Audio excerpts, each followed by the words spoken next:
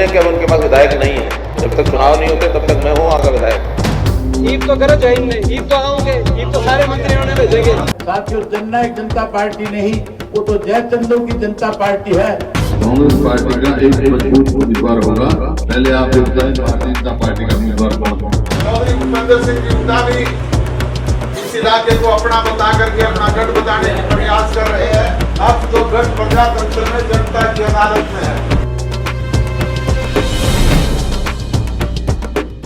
साथियों, जनमत हरियाणा पर बड़ौदा की बिसात में आपका स्वागत है। और जैसा कि काउंटडाउन चल रहा है और हम लोग हर रोज़ पहले उस बात का जिक्र कर लेते हैं कि अब कितने दिन रह गए लोग जब अपने मताधिकार का प्रयोग करेंगे। बड़ौदा के उपचुनाव में 54 गांवों के लोग, तो अब आज से रह गए अनिल जी 8 दिन। बिल्कुल 8 दिन जब हम बात कर रहे हैं, उसके बाद रह गए मतदान में। तो चुनाव प्रचार तो 1 नवंबर को वैसे भी बंद हो जाएगा। और जैसा कि हमने कहा था कि हम लोग अलग अलग ब्लॉक के अलग अलग गांवों के बारे में चर्चा करेंगे। कल हम लोगों ने जिस तरीके से मुंडलाना ब्लॉक के 6 बड़े गांवों की चर्चा की थी और ये जानने की कोशिश की थी, नब्ज टटोलने की कोशिश की थी कि 2019 क्या कह रहा था और 2020 क्या कह रहा है। उसी तरीके से कथूरा ब्लॉक के आज 5 गांव हम लोग टटोलने की कोशिश करेंगे। अनिल आर्य जी हमारे राजनीतिक विश्लेषक रहेंगे हमारे साथ। ये अच्छे सैफोलॉजिस्ट भी रहे हैं, अभी भी हैं। और कथूरा वो ब्लॉक है जहां से ज़्यादातर टिकटों के दावेदार विभिन्न पार्टियों में थे। कांग्रेस की टिकट इसी ब्लॉक में गई है। रिंढाना गांव है जहां से इंदुराज नरवाल उर्फ भालू जो है वो कैंडिडेट है। और दूसरा बड़ा कैरेक्टर इस उपचुनाव का डॉक्टर कपूर नरवाल, जो कि पहले बीजेपी की टिकट मांग रहे थे, फिर कांग्रेस की टिकट मांग रहे थे और आखिरी दौर में जो हुआ वो आप सबको पता है। तो वो कथूरा गाँव से जो है वो बिलोंग करते हैं और फिलहाल वो कांग्रेस के साथ हैं। उन्होंने अपना पर्चा पंचायती तौर पे भरा था और वापस ले लिया।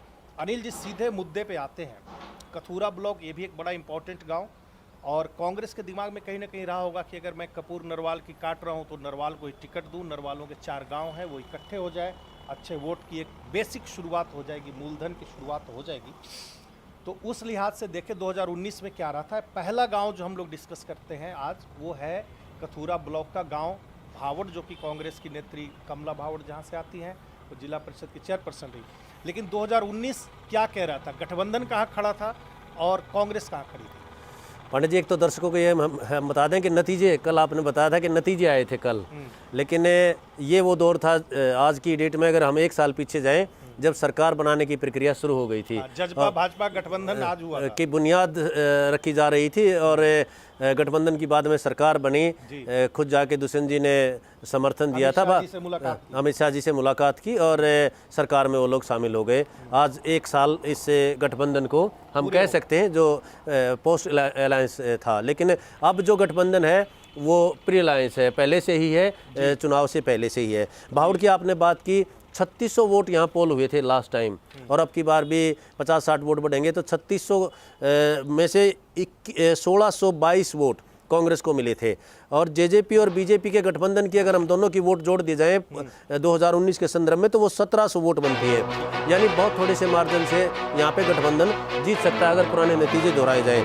और बहुत डिपेंड करेगा यहाँ पे, एक बात की आपने कि बड़े कद्दावर कई नेता यहाँ से टिकटार्थी थे जिनका गांव में तो विशेष प्रभाव है और उनका राजनीति में वो प्रभाव रहा है। 2005 से लेकर 2010 तक, जैसा आपने बताया, कमला भावड़ यहाँ पर चेयरपर्सन रही है जिला परिषद की, वो भी टिकटार्थी थी। इसमें भी उन्होंने बहुत सारे बैनर और फ्लैक्स लगाए, बाद में उनको मनाया भी गया। लेकिन ये डिपेंड करता है कि वो खुद टिकटार्थी है और वो अपने इलाके में किसी और को जब टिकट मिलती है तो 2 परिस्थितियाँ बनती हैं। या तो वो आदमी डेडिकेशन के साथ अपने वर्कर्स के साथ जोड़ देता है, या अगर उसकी भावनाएं फ्यूचर की पॉलिटिक्स को लेकर ये रहती है कि नहीं हम अपनी ही पॉलिटिक्स को लेकर चलेंगे, तो फिर आदमी ये सोचता है कि बेशक मैं साथ रहूं लेकिन हम हार की बात करें, यहाँ पे किसी भी तरीके से कोई अन्य नेता पैदा ना हो जाए। जैसे ये टिकटार्थियों की दौड़ में इंदुराज जी का नाम नहीं था, बिल्कुल कहीं भी नहीं था, कमज़ोर माने जाते थे, सीरियस उसमें नहीं थे। लेकिन अब टिकट डिक्लेयर हो चुकी है, तो मैं कह सकता हूँ कि आंकड़ों के आधार पर यहाँ पर बहुत थोड़े से मार्जिन से गठबंधन जीत रहा था या जीत सकता है। भावड़ से आप कह रहे हैं कि 2019 का इतिहास दिखाया जाता है, जीत सकता है। बिल्कुल। और इस ब्लॉक में कांग्रेस की काफी दूसरा एक बड़ा नाम ले लेते हैं, वो है धराना। धराना में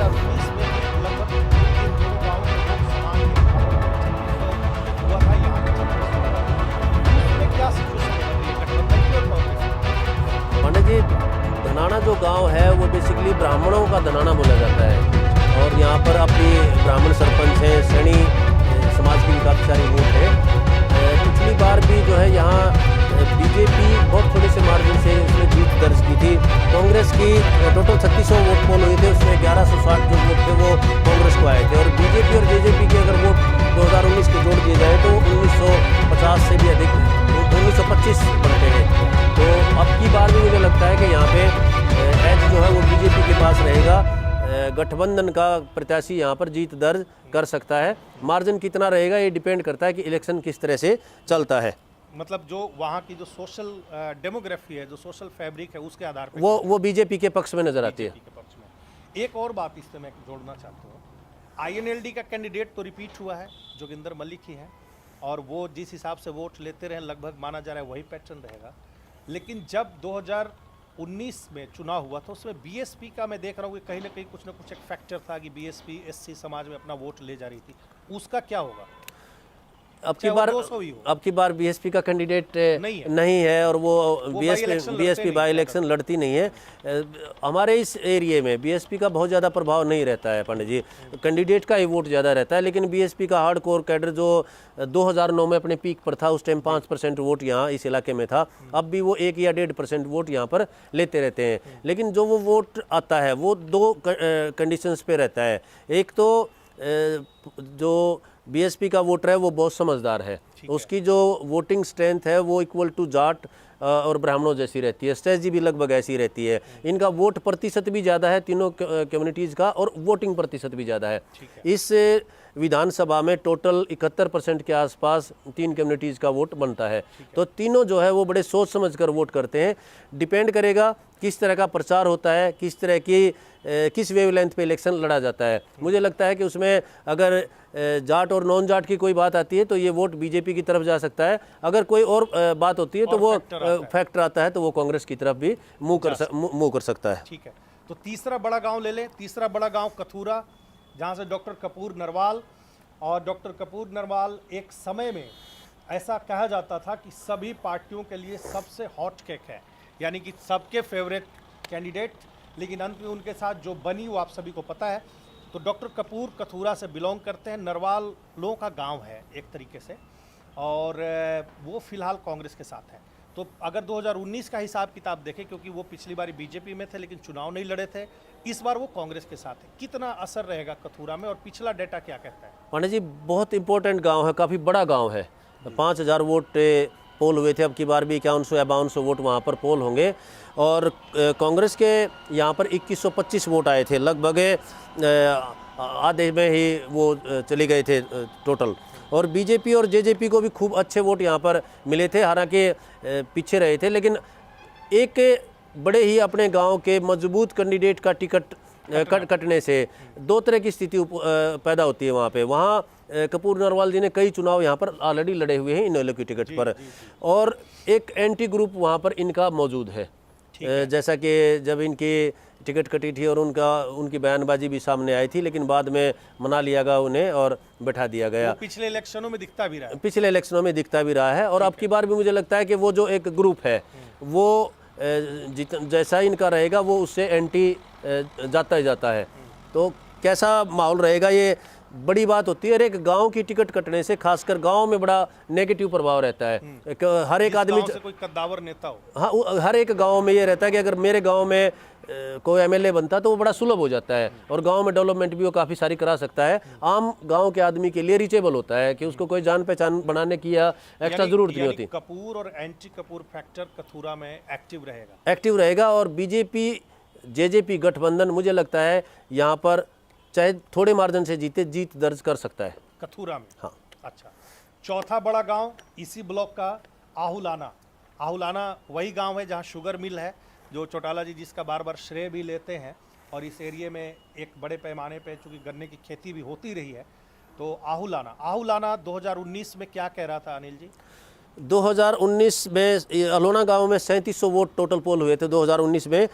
कांग्रेस को उसमें से 1400 वोट मिले थे, और बीजेपी और जेजेपी को टोटल मिला के 2100 वोट मिले थे। यानी गठबंधन काफ़ी अच्छी स्थिति में यहाँ हो सकता है। एक बड़ा फैक्टर यहाँ पर पंडित जी ये है कि यहाँ मलिकों का गांव है ये। और मलिकों का जो चौधर का गांव है, यानी मलिकों का जहाँ से निकास हुआ है, ये वही गांव है। जो है मलिकों का चौतरा भी यहीं पर है, और मलिक खाप की जितने भी डिसीजंस होते हैं, मदरलैंड कह सकते हो। जी हाँ, यहीं से सारे मलिकों का उद्गम यहीं से माना जाता है।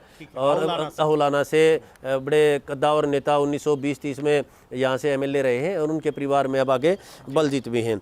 और चौटाला साहब की मजबूत स्थिति यहाँ दो है, तो यहाँ इनेलो का या जेजेपी का बड़ा अच्छा प्रभाव ऑलरेडी रहा है, और लोकदल माइंडेड लोग हैं। और गोत्र के लिहाज से देखें तो केवल एक ही टिकटार्थी मलिक है, वो इनेलो का है, जोगेंद्र मलिक। उसका भी प्रभाव यहाँ पर हो सकता है। तो मुझे लगता है कि यहाँ पे भूपेंद्र हुड्डा का टच का एरिया है क्षेत्र की। अगर हम बात करें, अगर गोत्र की हम बात करें, तो इनेलो का भी अच्छा प्रभाव रहता है। तो यहाँ दोनों जो ब्लॉक हैं इकट्ठे हैं, कांग्रेस और इनेलो वो एक ब्लॉक में है, बीजेपी और जेजेपी एक ब्लॉक में है। मुझे लगता है यहाँ अब की बार भी, पिछली बार भी अच्छे मार्जिन से गठबंधन ने जीत दर्ज की है, 1400 और 2100, यानी लगभग 700 वोटों की जीत गठबंधन ने दर्ज की है। अब की बार भी कुछ ऐसा ही हो सकता है। मुझे लगता है कि इस गाँव में इनेलो की वोट बढ़ेंगी, अच्छी वोट बढ़ेंगी इस बार। हाँ जी। और पांचवा और आखिरी गांव हम लोग डिस्कस कर लेते हैं, रिंढाना। हालांकि थोड़ा कॉम्परेटिवली छोटा गांव है, लेकिन कांग्रेस के प्रत्याशी इंदुराज नरवाल उर्फ भालू इसी गांव से संबंध रखते हैं। अनिल जी, जो आपने कहा कि गांव में एक बात रहती है कि भाई गांव में चौधर आ रही है, सुलभ हो जाएगा, इसका फायदा इंदुराज को मिलेगा रिंढाना में? बिल्कुल मिलेगा, लेकिन ये यहाँ पे कई लोकल जो मुद्दे हैं उनमें यहाँ से चुनाव ये ऑलरेडी लड़ चुके हैं। तो निसंदेह यहाँ पे खूब अच्छी जीत दर्ज इंदुराज भालू करेंगे। लेकिन एक 1/3 जो वोट रहता है कास्ट के लिहाज से देखो, या जो जाट परिवार में जो लोकल राइवलरी रहती है, तो उसमें 1/3 से ज़्यादा यानी 33% से ज़्यादा वोट बीजेपी यहाँ पर ले सकती है। और रिंढाना में टोटल जो हमने ये 5 गांव इस ब्लॉक में थे, कोई 1-2 छोटा गांव रह गया जो हमने नहीं से लिया, तो टोटल जो वोट बनती हैं 20-21 हज़ार के आसपास बनती हैं इस ब्लॉक इन गांवों में। और 2019 के नज़रिए से हम देखें तो कांग्रेस को यहाँ पर 7200 वोट मिले थे, जबकि बीजेपी और जेजेपी की अगर हम वोट जोड़ दें तो लगभग 11,000 वोट, 11,000 वोट, बड़ा मार्जिन यहाँ पर नज़र आता है। अगर गठबंधन इस इलाके पर, बेशक कांग्रेस का कैंडिडेट इस इलाके से है, अगर गठबंधन मजबूती के साथ चुनाव लड़ता है तो मुकाबला यहाँ पर इस इलाके में यहाँ पर भी जोरदार होगा। एक और बात साफ कर दीजिए आप जरा, इससे पहले कि हम लोग इस प्रोग्राम को वाइंड अप करें। इंदुराज नरवाल उर्फ भालू के बारे में ज़्यादातर लोगों को ये पता है कि वो एक गैर राजनीतिक परिवार से हैं, साधारण किसान परिवार से हैं। इसमें कितनी सच्चाई है और इंदुराज के परिवार का क्या राजनीतिक बैकग्राउंड क्या रहा है, और कौन सी ऐसी लॉयल्टी का वो पैरामीटर रहा है जिसकी वजह से इंदुराज नरवाल को चुना गया? इंदुराज के फादर जो है वो पहले मेंबर से ही ब्लॉक समिति में जाते थे, और फिर चेयरमैन भी उन्हीं में से बनते थे। रहे कांग्रेस में है। इंदुराज के फादर जो है मेंबर बने हैं, और बाद में ब्लॉक समिति में भी वो मेंबर ही इलेक्ट हुए हैं। ठीक है। उनके रिलेशन रणबीर सिंह के साथ, भूपेंद्र हुड्डा जी के फादर साहब के साथ बताए जाते हैं, और दीपेंद्र हुड्डा के साथ इनके बहुत अच्छे रिलेशन है। मुझे लगता है कि जो टिकट मिलने में बड़ा योगदान था वो ये था कि भूपेंद्र सिंह हुड्डा अब चाहते हैं कि दीपेंद्र हुड्डा जी की पॉलिटिक्स से यहाँ इस इलाके में स्टेबलाइज की जाए, और टिकट का भी यही था। और कोई ऐसा कैंडिडेट, कपूर नरवाल के बारे में हम ये कह सकते हैं कि वो कभी भी समन्वय तो स्थापित कर सकते हैं दीपेंद्र, लेकिन भक्त नहीं बनेंगे वो। अगर भक्त की बात करें तो उनका बहुत ज्यादा रिगार्ड भूपेंद्र हुड्डा के संदर्भ में हो सकता है। तो ये फ्यूचर पॉलिटिक्स, जनरेशन की भी बात है, जनरेशन की बात है जी। तो मतलब इंदुराज का मोटा मोटा मैं ये समझता हूँ कि हुड्डा परिवार से 3 पीढ़ियों का रिश्ता, और इनके परिवार की जो पीछे कांग्रेस में ही जो इनकी पॉलिटिकल बैकग्राउंड रही है, और इनकी दीपेंद्र का और इनका दीपेंद्र में दोनों की आस्था, ये शायद बड़ा फैक्टर बना होगा जो रिंढाना से इंदुराज नरवाल को जो है वो टिकट मिली। और साथियों, अब जैसे कि हम लोगों ने बुडलाना के बाद कथूरा, इसके अलावा और जो अनदर ब्लॉक्स है उनके बड़े गाँवों पर चर्चा करेंगे, क्योंकि जैसा कि मैं शुरुआत में कह रहा था कि अब 8 दिन बच गए मतदान के, तो मतदाता धीरे धीरे, अनिल जी, जब नज़दीक समय आता है तो धीरे धीरे वो अपना वो माइंड मेकअप करने लगता है, कि एकदम पक्का करने लगता है कि अब किधर जाना है, तो उससे फ्लोटिंग वोट कम होते जाएंगे और धीरे धीरे अब लोगों को ये मन में आ गई कि अच्छा अब वो डे वाइज आ गई कि अच्छा अब इतने दिन बाद हमें वोट देना है, तो मतदाता धीरे धीरे अपना मन बना रहा है, इलेक्शन शेप ले रहा है। आप क्या कहते हैं? बिल्कुल। आज कई जगह हम गए, गांव में जब गए थे तो सारे बुजुर्गों ने कहा था कि दशहरे के बाद सोचेंगे। आज दशहरा है, आज दशहरा है, तो मुझे लगता है कि आज के बाद शायद 28-29-30 के बाद हमारे जो बुजुर्ग हैं वो मुंह खोलना शुरू कर देंगे, फलाना का टिकट। ये ऐसा इलाका है पांडे जी जो ज्यादा छुपी हुई वोटिंग यहाँ होती नहीं है, जो होता है वो दिखता है, जो होता है वो दिखता है। खासकर कुछ कम्युनिटीज में ये हो जाता है कि वो ज्यादा मुंह नहीं खेलते, लेकिन जब भी प्रेस के सामने जाएंगे या कोई सर्वे की कोई टीम सामने जाती है तो कैमरा देखेंगे तो बोल देते, दिल खोल के बात करते हैं। तो मुझे लगता है कि 28 या 29 तारीख के आसपास इलेक्शन किस ओर जा रहा है, कौन आगे है कौन पीछे, ये शब्द गूंजने लगेंगे। तो साथियों, मैं और अनिल आर्य जी कल और कुछ अलग 5 या 6 गाँवों का जो है वो सर्वे 2019 का ट्रैक रिकॉर्ड 2020 की संभावनाएं लेकर के इसी समय इसी कार्यक्रम में हाजिर होंगे। और बड़ौदा का जो चुनाव है वो बिल्कुल दिलचस्प मोड़ पे है, जैसा कि उन्होंने कहा कि दशहरे के बाद लोग पूरा अपना आखिरी मन बनाएंगे, तो लगभग चुनाव अब उस चरण में पहुंच रहा है। और आप देखते रहिए जनमत हरियाणा, और हम अलग अलग गांवों के बारे में आपको रिपोर्ट देते रहेंगे। आप कमेंट बॉक्स में मुझे अपना रिएक्शन भी देते रहिए। नमस्कार। वाले ना समझे कि अब उनके पास विधायक नहीं है, जब तक चुनाव नहीं होते तब तक मैं हूँ वहाँ का विधायक। ईद तो करो जय हिंद, ईद तो आओगे, ईद तो सारे मंत्रियों ने भेजेंगे। साथियों, जननायक जनता पार्टी नहीं, वो तो जयचंदों की जनता पार्टी है। कांग्रेस पार्टी का एक मजबूत उम्मीदवार होगा। पहले आप ये बताएं भारतीय जनता पार्टी का उम्मीदवार कौन? चौधरी भूपेंद्र सिंह की उम्दा भी इस इलाके को अपना बता करके अपना गढ़ बताने की प्रयास कर रहे हैं। अब तो गढ़ प्रजातंत्र में जनता की अदालत में है।